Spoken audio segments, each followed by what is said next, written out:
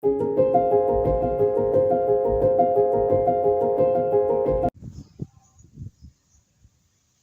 Hello friends, నేను మీ అజయ్ కౌండిన్య కల్వకుర్తి వార్తలు. ఈరోజు ఒక బాధాకరమైన విషయం ఏంటంటే, మొన్న జూలై 4 తారీఖు 2025 రోజున నాగర్ కర్నూలు జిల్లా ఉమ్మడి పాలమూరు జిల్లాలో మిర్జిల్ మండల పరిధిలో సీఎం రేవంత్ రెడ్డి గారు ఒక భారీ సభ పెట్టాడు. ఆ సభలో గట్టిపల్లిపల్లి గ్రామానికి సంబంధించినటువంటి ఏదల శ్రీకాంత్ అలియాస్ శంకర్ 20 సంవత్సరాలు కూడా కాంగ్రెస్ పార్టీకి నిక్కార్సుగా పనిచేసినటువంటి కార్యకర్త. ఈ కల్వకుర్తి చుట్టుపక్కల అందరికంటే చాలా ముఖ్య నేత, సీనియర్ అయినటువంటి శ్రీకాంత్ ఈరోజు మన ముందులా లేడు. ఎందుకంటే సీఎం సభలో ఉన్నటువంటి ఆ సభకు ఎంతో మంది, కొన్ని వేల మంది, లక్షల మంది కూడా సీఎం సభకు ప్రజలు రావడం జరిగింది. దాంట్లో శ్రీకాంత్ ఒక కార్యకర్తగా సీఎం వస్తున్నాడని చెప్పేసి గత 10 రోజుల నుంచి కూడా శ్రీకాంత్ ఆ పార్టీ సీఎం సభ వస్తున్నటువంటి ఆ సభ కోసం అని చెప్పేసి శ్రీకాంత్ ఎంతో కష్టపడి తన భుజాలపైన కూడా పార్టీ కండువలు వేసుకొని ఆ సభకు సంబంధించినటువంటి ఏర్పాట్లలో చాలా చాకచక్యంగా కూడా తను ఎంతో ముందుకు సాగి పనిచేసినటువంటి వ్యక్తి ఏదల శంకర్ అలియాస్ శ్రీకాంత్, గట్టిపల్లిపల్లి నివాసి.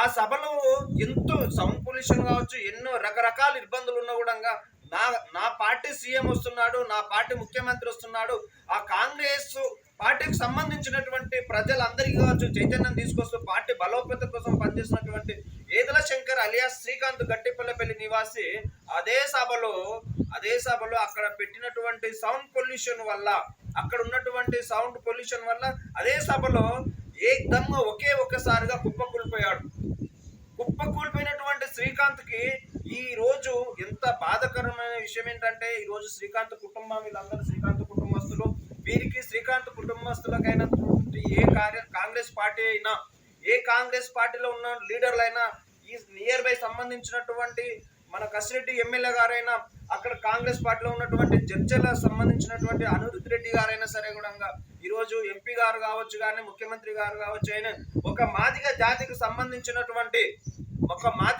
సంబంధించినటువంటి గట్టిపల్లిపల్లి నివాస శ్రీకాంత్ కుటుంబానికి ఈ రోజు ఎలాంటి స్పందన లేకుండా సడన్లీ వదిలేయడం జరిగింది. ఎంత బాధాకరమైన విషయం ఏంటంటే, నేను ఒకటే మాట్లాడుతున్నాను, ఇదే అగ్రవర్ణ కులాలలో అయినుంటే, ఇదే శ్రీకాంత్ అగ్రవర్ణ కులాలలో అయినుంటే అదే సభలో ఉన్నటువంటి ఎమ్మెల్యే, ఎంపీ, ముఖ్యమంత్రి వరకు కూడా తను తీసుకెళ్లి ఏ కార్పొరేట్ హాస్పిటల్లో కూడా తను కుప్ప కూలిపోయిన సందర్భంగా తీసుకెళ్లి ఏ రోగం ఉందా, ఏ డిసీజ్, ఏ సంబంధం ఉందా, అన్ని పక్కకు కట్టేసి నా కార్యకర్త అని చెప్పేసి కూడా ఏఐజీ హాస్పిటల్ హైదరాబాద్లోకి తరలించి ఈరోజు శ్రీకాంత్ను బతికించేవాళ్ళు. కానీ ఈరోజు ఎంత బాధ అనిపిస్తుంది ఏంటంటే, ఒక నార్మల్ కుటుంబంలో ఒక నిమ్స్ హాస్పిటల్ తీసుకెళ్లారు. నిమ్స్ హాస్పిటల్కి మీరు తీసుకెళ్ళడం ఏంటి బొక్కలోది? నిమ్స్ హాస్పిటల్కి మీరు తీసుకోవాల్సిన అవసరం లేదు. ఎందుకంటే కామన్గా నిమ్స్ హాస్పిటల్ గైడ్ లైన్స్ ప్రకారంగా, నిమ్స్ హాస్పిటల్కి ఉన్నటువంటి పేద ప్రజలకు ఉన్నటువంటి రైట్స్ ప్రకారంగా ప్రతి ఒక్కరిని కూడా మనమే డైరెక్టర్ లీజ్ కావచ్చు, 50% గవర్నమెంట్ రాయితీ ఉంటుంది. హాస్పిటల్ అది ఒక సంస్థ, ఒక ట్రస్ట్, ఆ ట్రస్ట్ నుంచి కూడా ఒక 50% రాయితీ ఉంటుంది. కాబట్టి ఎలాంటి ఇబ్బంది లేనటువంటి సమస్యను కూడా మనం చేసుకోవచ్చు. ఒక 20 సంవత్సరాలు నిక్కార్సుగా పనిచేసినటువంటి కాంగ్రెస్ కార్యకర్త సీఎం సభలో, ముఖ్యమంత్రికి జరుగుతున్నటువంటి సభలో కూడా ఈరోజు కుప్ప కూలిపోయినటువంటి ఒక శ్రీకాంత్కు అన్యాయం జరిగింది. ఎంత బాధేస్తుందో తెలుసా? ఇంకెప్పుడు మారుతారు? అదే బీసీ ఎస్సీ ఎస్టీ వర్గాలు మొత్తం కూడా ఈరోజు అగ్రవర్ణ కులాలకు పనిచేయడం వల్ల ఈరోజు ఎప్పుడు చైతన్యం చేసుకుంటారు? మనకి సిగ్గు అనిపిస్తుంది. ఈ రోజు నాకు ఎంత బాధేస్తుంది అంటే, శ్రీకాంత్ కూడా నాకు వ్యక్తిగతంగా కూడా కొన్ని రోజుల కింద పరిచయమైనటువంటి వ్యక్తి. తన కుటుంబం, తన ఇల్లు చూసారా, తన ఫ్యామిలీ చూసారా? వాళ్ళ అమ్మగారు అంతా ఓల్డ్ అయిపోయింది, పెళ్లికి వచ్చిన ఒక చెల్లెలు ఉంది. వాళ్ళ కుటుంబానికి వాళ్ళు ఎవరు పెద్ద దిక్కు ఉంటారు? చచ్చిపోయి ఈ రోజు సభ అయిపోయి 4 రోజులు అవుతుంది. ఆ రోజు సభలో ఉన్నటువంటి ముఖ్యమంత్రి గారు కావచ్చు, ఎమ్మెల్యే గారు కావచ్చు, ఎంపీ గారు కావచ్చు, వాళ్ళు మొత్తం ఎలాంటి ఇబ్బందులు, అక్కడున్న ఇబ్బందుల వల్ల శ్రీకాంత్ను ఆ రోజు పట్టించుకోకపోవచ్చు. ఓకే, బాగుంది. రెండో రోజైనా కూడా మరి ఫోన్ చేసి ఏఐజీ హాస్పిటల్కు మన కార్యకర్త, ఒక నిండు కార్యకర్త, 20 సంవత్సరాలు నిక్కార్సుగా పనిచేసినటువంటి కార్యకర్తను కోల్పోవడం బాధగా ఉందని చెప్పేసి కూడా ఏఐజీ హాస్పిటల్ తీసుకెళ్లి కూడా శ్రీకాంత్ ఈ రోజు బతికించలేకపోయినటువంటి కాంగ్రెస్ పార్టీ కార్యకర్తలకు కూడా మీకు అందరికి సిగ్గు రావాలి. ఎందుకు చెప్తున్నా ఈ మాట అంటే, ఈ రోజు శ్రీకాంత్ కుటుంబం రోడ్డు పైన పడిపోయింది. రేపు కాంగ్రెస్ పార్టీలో పనిచేసినటువంటి ఏ కార్యకర్త కావచ్చు, ఏ కార్యకర్తకైనా రేపు ఇదే ప్రాబ్లం రావచ్చు. మీరు కూడా ఇలానే పోవచ్చు. నాకు పార్టీతోటి ఎలాంటి సంబంధం లేదు, పార్టీ మీద ఎలాంటి నాకు కోపం లేదు. కానీ పార్టీ చేసినటువంటి శ్రీకాంత్ కుటుంబానికి అన్యాయం చేసింది కాబట్టి ఈరోజు పార్టీలో ఉన్నటువంటి కాంగ్రెస్ పార్టీలో ఉన్నటువంటి ప్రతి లీడర్ని, ప్రతి కార్యకర్తని ఈరోజు ప్రశ్నించడం జరుగుతుంది. నాకు ఎందుకు బాధాకరంగా ఉంటుంది అంటే, నేను ఏ పార్టీ కాదు, నాకు ఏ సంబంధం లేదు. కల్వకుర్తి వార్తలు కూడా ప్రజల పక్షాన్నే పనిచేస్తుంది, న్యాయం కోసమే పనిచేస్తుంది అని చెప్పేసి మేము అందరం సపోర్ట్ చేసుకుంటాము. నా పేద ప్రజలకు కావచ్చు, ఎవరికైనా అన్యాయం జరిగితే మేము ఊరుకునే సమస్య లేదని చెప్పేసి మేము మీకు అందరికీ హెచ్చరిస్తున్నాం.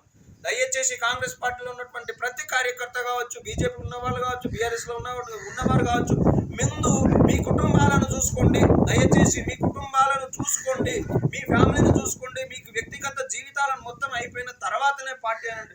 ఎందుకంటే ఈరోజు అగ్రవర్ణ కులాలకు సపోర్ట్ గా పనిచేస్తున్నట్టు బడుగు బలహీన వర్గాలు, ఎస్సీ ఎస్టీ బీసీ వీళ్ళందరూ కూడా మీరు ఎవరో మాయ మాటలు నమ్మి కూడా మీ కుటుంబాన్ని నాశనం చేసుకోకపోతే దానికి నిదర్శనంగా ఈరోజు శ్రీకాంత్ చనిపోయాడు. శ్రీకాంత్ చనిపోతే ఏ ఎమ్మెల్యే, ఎంపీ, ముఖ్యమంత్రి ఎవరు కూడా శ్రీకాంత్ కుటుంబాన్ని కూడా కనీసం పలకరించడానికి ఈరోజు ఎవరు ముందు రాలేదు. 20 సంవత్సరాలు ఉన్నటువంటి జీవితం కాంగ్రెస్ పార్టీలో ఉన్నటువంటి వ్యక్తులు ఈ కుటుంబాన్ని ఈరోజు రోడ్డు మీద పడేసి వెళ్ళిపోయారు.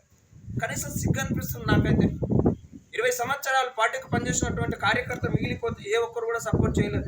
ఈ కుటుంబానికి ఈ రోజు ఎవరైనా కూడా నిలబడి సపోర్ట్ చేయాలని కోరుకుంటున్నాను.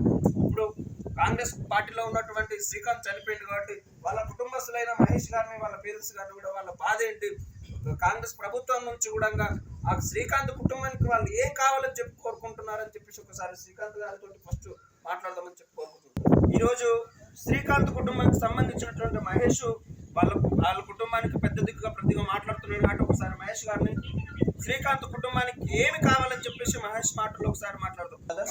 మహేష్ గారు, ఇప్పుడు మీ శంకర్ గారు కాంగ్రెస్ పార్టీలో ఎన్ని సంవత్సరాల నుంచి పనిచేస్తున్నారు? శంకర్ అన్న దాదాపు ఒక 18 సంవత్సరాల నుంచి కాంగ్రెస్ పార్టీలోనే పనిచేస్తున్నారు. ఇప్పటికి పార్టీ అంటే ఎంతో అభిమానం, ఎంతో ఇష్టం. చుట్టుపక్కల ఎక్కడ మీటింగ్ జరిగినా కానీ మీటింగ్లోకి వెళ్ళేవాడు. ఓకే, అయితే ఈరోజు ఇంతకు ముందుకు శంకర్ గారికి ఏమైనా డిసీజ్ ఎలాంటి అనారోగ్య సమస్యలు ఉన్నాయా, లేకపోతే అక్కడికి వెళ్ళినటువంటి సౌండ్ పొల్యూషన్ వల్ల ఏమైనా చనిపోయాడని మీ అనుమానం ఉందా? ఏ విధంగా మీరు చెప్పగలుగుతారు? అయితే నార్మల్గా ఎంత యాక్టివ్ అంటే అంత యాక్టివ్ ఉండేది. ఉదయం వాకింగ్కి వెళ్ళేది, ఆయన సొంత పనులు చేసుకునేది, బాడీ జిమ్కి వెళ్ళేది. అన్ని విధాలుగా ఆరోగ్యంగా అయితే ఇబ్బంది ఏం లేదు. కాకపోతే బీపీ టాబ్లెట్, ఒక చిన్న డోస్ టాబ్లెట్ వేసుకునేది. కాకపోతే ఆడ ఏం జరిగిందంటే సౌండ్ పొల్యూషను, ఆ సభల ముఖ్యమైన నేతలను, వ్యక్తులను చూస్తే ఉత్సాహపడేది. ఆ జెండాను చూసినా ఉత్సాహపడి కొంచెం ఎమోషన్ అయ్యి ఆ విధంగా కుప్పకూలి కింద వరకు ఉందని. ఓకే, అయితే మీరు ఏం చెప్పగలుగుతున్నారంటే తను ఆరోగ్యంగానే ఉన్నారు. బట్ మీ లోపల నాకు చాలా బాగా నచ్చిన విషయం ఏంటంటే, ఒక మీడియా ప్రకారంగా కూడా మహేష్ గారు ఏం చెప్తున్నారంటే, తనకు ఉన్నటువంటి శ్రీకాంత్కు ఉన్నటువంటి ఇబ్బంది కూడా ఒక బీపీ టాబ్లెట్ వాడుతూ నిజాయితీగా ఒప్పుకుంటున్నాడు. అంటే దానికి కారణం ఏంటి తెలుసా? బడుగు బలహీన వర్గాలలో ఉన్నటువంటి నిజాయితీ అని చెప్పేసి నేను నిక్కారసిగా మీడియా నుంచి మీ అందరికి తెలియజేయడం జరుగుతుంది. ఓకే మహేష్ గారు, ఇప్పుడు వాళ్ళ మదరు, వాళ్ళ చెల్లెలు ఈరోజు శ్రీకాంత్ కుటుంబంలో ఉన్నటువంటి ఎంతమంది ఉన్నారు, అసలు వాళ్ళు ఏమేమి చేస్తారు, వీళ్ళకి ఏమైనా గవర్నమెంట్ జాబ్లు ఉన్నాయా, లేకపోతే ఏమైనా కొన్ని ఎకరాలు ల్యాండ్ ఏమైనా ఉందా, లేకపోతే మీకున్నటువంటి ఇబ్బందులు ఏంటో మీరు చెప్పగలరు? అయితే పెద్దమ్మ ఇంటి దగ్గరనే ఉంటుంది. ఓకే, ఇక ఆమె ఇట్లా ఏజ్ నిన్న మొన్ననే రీసెంట్గా సర్జరీ అయ్యి ఒక 1 lakh వరకు ఖర్చు అయిపోయింది. అన్న పేరు ఆనంద్ కుమార్. అన్న వచ్చేసి కలబుర్తిలో రూమ్ పెట్టుకొని చిన్న ఒక మాస్టర్గా విలేజ్ దగ్గర తిరిగి పనిచేసుకుంటారు. చెల్లమ్మది జిఎన్ఎం అయిపోయింది. అయితే గవర్నమెంట్ హాస్పిటల్ అవుట్ సోర్సింగ్లో డ్యూటీ చేస్తుంది.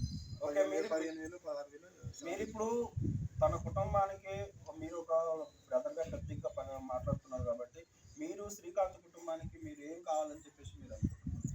నేను తెలంగాణ రాష్ట్ర ప్రభుత్వాన్ని, కాంగ్రెస్ పార్టీ, నా కుటుంబ సభ్యులను, ఎమ్మెల్యే గారిని, సీఎం గారిని అందరినీ నేను కోరేది ఒకటే ముఖ్యమైన విషయము. అయితే అన్నకు ఒక కుంట పొలం లేదు, శంకరన్న గారికి ఒక కుంట పొలం లేదు. అక్కడ పక్కనే ఉంది, ఇల్లు మొత్తం కూలిపోయింది. దాదాపు ఒక 7-8 లక్షలు పెట్టి అప్పు తీసుకొచ్చి ఇక్కడ ఇల్లు నిర్మించడం జరిగింది. నిన్న శ్రీకాంత్ అన్న చనిపోయిందని తెలిసిన వెంటనే వాళ్ళొకరు వీళ్ళొకరు పేపర్లు తీసుకొని మాకు ఇన్ని పైసలు ఇవ్వాలని వచ్చి అడగడం జరిగింది.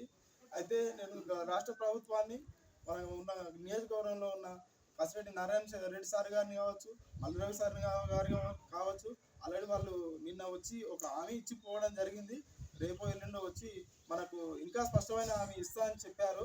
మా చెల్లెలకి కలవకుర్తి గవర్నమెంట్ హాస్పిటల్లో అవుట్సోర్సింగ్గా పనిచేస్తుంది. ఒక ప్రభుత్వ ఉద్యోగం ఈ కుటుంబంలో ఖచ్చితంగా కల్పించాల్సిన అవసరం ఉంది. అదేవిధంగా ఆర్థిక పరంగా ఎంతో ఇబ్బందులలో ఉన్నాడు. ఎందుకంటే ఆయన కుటుంబానికి ఒక పెద్ద దిక్కుగా ఉండి ఈరోజు మరణించింది కాబట్టి ఎంతో అసలు ఈ కుటుంబానికి తీరని లోటు ఈ రాష్ట్ర ప్రభుత్వం కావచ్చు, ఈ కాన్స్టిట్యున్సీలో ఉన్న నాయకులు కావచ్చు, ఈ కుటుంబానికి ఎంత ఇచ్చినా తక్కువనే, మనం ఏం చేసినా కానీ తక్కువనే. కాబట్టి వారు పెద్ద మనసు చేసుకొని ఈ కుటుంబాన్ని రోడ్డున పడకుండా కంపల్సరీ రాష్ట్ర ప్రభుత్వం కావచ్చు, కాంగ్రెస్ పార్టీ సీఎం రేవంత్ రెడ్డి గారు కావచ్చు ఖచ్చితంగా ఆదుకోవాలని చెప్పి